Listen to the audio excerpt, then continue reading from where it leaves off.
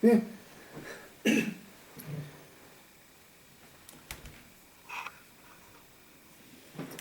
Bien, pues vamos a... Bienvenidos al canal Angelus Novus. Sí, obviamente de algunos dirán, oye, deberías estar hablando de Walter Benjamin. Creo que en otro video estuve hablando del previo y el tratamiento de Walter Benjamin. Bueno, primero tiene que decirse que el canal tiene una apreciación cristiana, y por lo cual entre judeo-cristiana, en que pues está abordando diferentes temas competentes al cristianismo protestante, vamos a poderlo decir de manera muy específica, sin la idea de discutir con otros tipos de cristianismos, como el católico, ¿no? Que de alguna manera el cristianismo protestante con protesta y crítica se origina de ahí. Digamos que el cristianismo evangélico es el cristianismo crítico a sus antecedentes. Critica al catolicismo, de donde viene, a través de Martín Lutero, quien lo ve como un fundador, aunque dice que hay pensadores previos como John Knox y otros, que de alguna manera se vuelven críticos con el clero cristiano de ese momento. Y se tiene que ser. Jesús, de hecho, es un personaje crítico con el judaísmo de su época. Jesús fue un reformador del judaísmo dentro de 5 movimientos judíos del cristianismo primitivo. Creo que en otro video abordé eso, o si no, pues se puede abordar en la historia. Me parece que es Josefo, Flavio Josefo, más propiamente conocido para la contemporaneidad. Flavio Josefo habla de las divisiones que hay en el interior del judaísmo. Pero bueno, en cuanto a esto, vamos a hacer un puente contextual. ¿Puente contextual en qué sentido? En el entendimiento del cristianismo primitivo, de cómo se veía así, a la comprensión contemporánea sobre aquello que es el cristianismo, aquellas ideas de Jesús. ¿Cómo poderlas ver en la contemporaneidad? Ya propiamente, y vamos a seguir sobre la lectura, estamos leyendo de Jacques Ellul el libro de Anarquía y Cristianismo. Pero no solamente vamos a hacerlo con este abordaje del libro de Anarquía y Cristianismo, sino también vamos a ver otras ideas previas, incluso un tanto cuanto más teológicas y filosóficas, como por ejemplo la teodicea, que teodicea, dicho por el tumbaburros, es la parte de la metafísica de la existencia de Dios y de sus atributos, e intenta ofrecer pruebas razonadas de ambas cosas.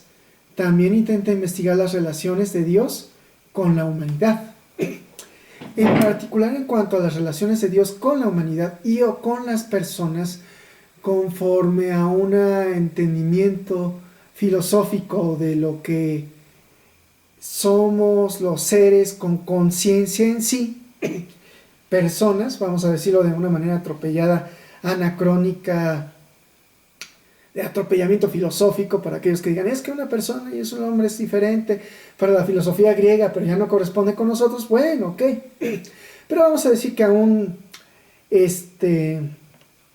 los que pudieran ser extraterrestres son personas, son agentes con conciencia.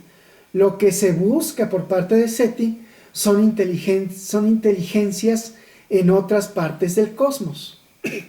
Y en ese sentido, pues vamos a hablar de aquello, la teodicea compete no solamente al ser humano, sino a los agentes que tienen conciencia.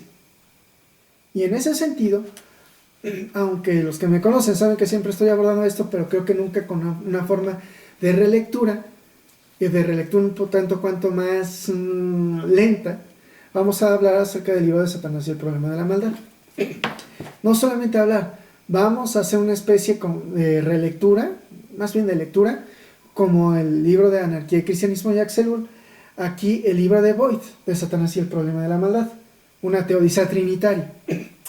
Trinitaria es un tanto cuanto más en el sentido, pues, se pensaría por parte del judaísmo cabalista del misterio del trono y del misterio, a ver, déjame ver, del misterio del principio y el misterio del trono. Mario Sabano tiene su libro de la Merkabah, ahorita no lo vamos a usar de manera auxiliar a esta lectura, pero es que no quiero estornudar en esta lectura, porque en ocasiones Boyd tiene que estar tratando acerca de cómo ver a Dios como el magnánimo que tiene que entrar en relación con otros agentes conscientes, en particular con los profetas, en el caso de la historia judía, con su pueblo, a través de Jesús, para el caso de nosotros los cristianos, y a través de su iglesia o a su iglesia, y en esta a la humanidad, por medio de ello. Cómo Dios entra en relación con el cosmos a través de todo lo dicho, observado por medio de las Sagradas Escrituras, pero en un puente transcontextual del mundo precientífico al mundo contemporáneo. Y el mundo contemporáneo es un mundo posmoderno, valga, en donde diría Lyotard, me parece que es Lyotard, dice que han muerto los grandes relatos, incluso la muerte del relato de la ciencia ha muerto. ¿Por qué? Porque lo que se esperaba por parte de la ilustración de la diosa razón, lo pensaría la Revolución Francesa, resultó que cuando los alemanes lo llevaron hasta su máxima expresión, se dieron cuenta que la razón, en lugar de llevarnos a la superación de nuestra animalidad, nos hacía peor que animales. Lo diría Eric Kahler en su libro de Historia del Hombre Contemporáneo, Fondo de Cultura Económica. Él dice, la razón que se esperaba en la aspiración del modernismo, el modernismo es un poquito antes, pero en el culmen de en la ilustración, resultó que nos llevó a hacernos algo peor que animales.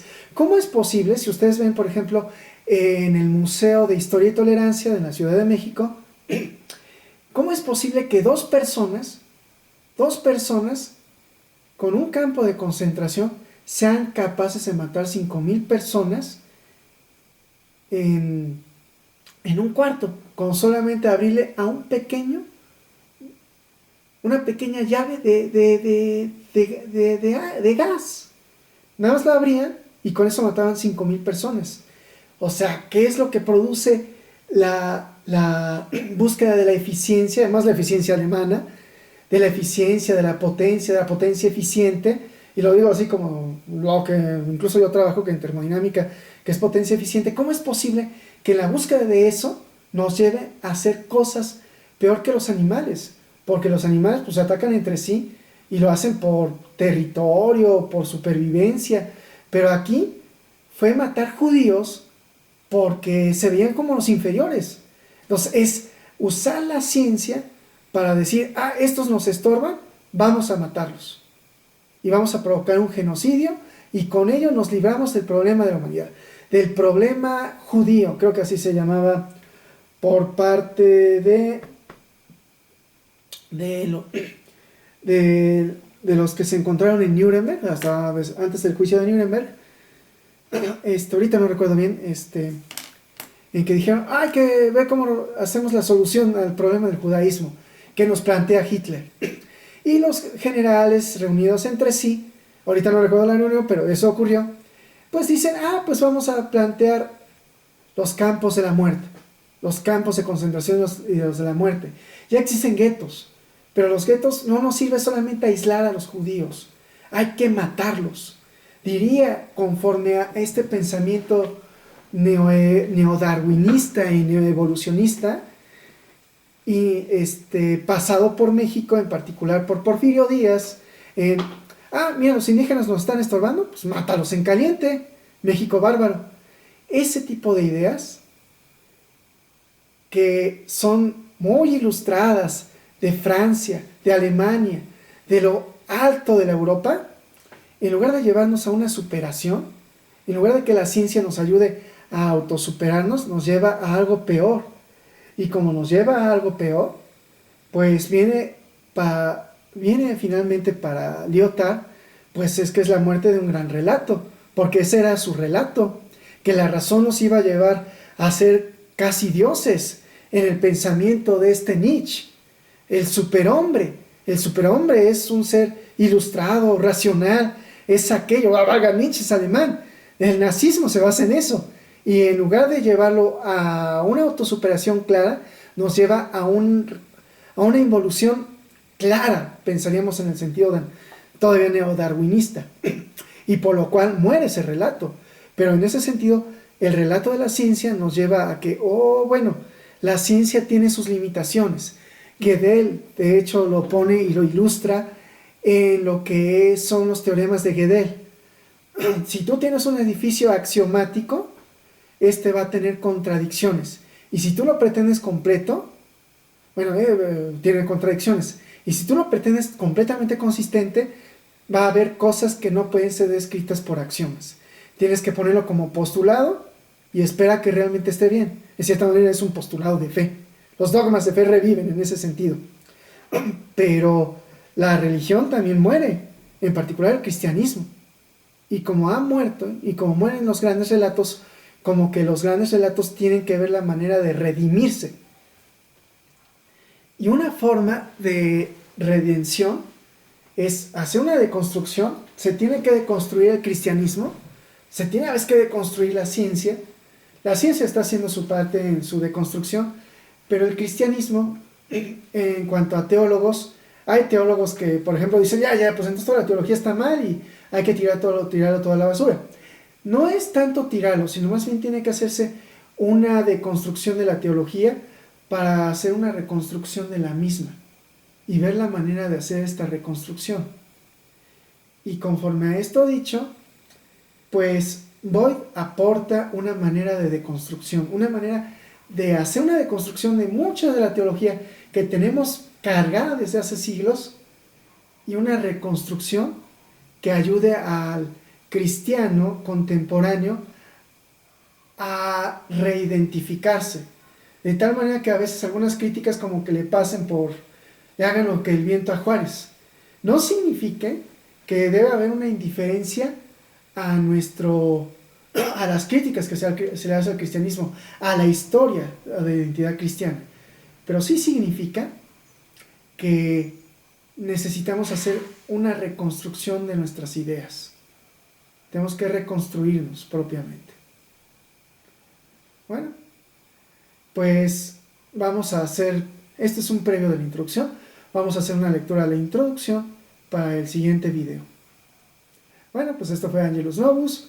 Si se quiere y si se puede, suscríbanse, hagan comentarios y pues espero aquel que me vea, pues por lo menos un saludo.